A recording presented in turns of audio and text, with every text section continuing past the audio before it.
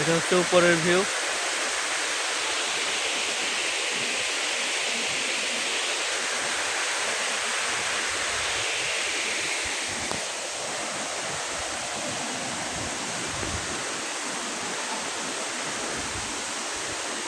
আসলে প্রকৃতি অনেক সুন্দর, সেটাকে আপনাকে অনুভব করতে হবে।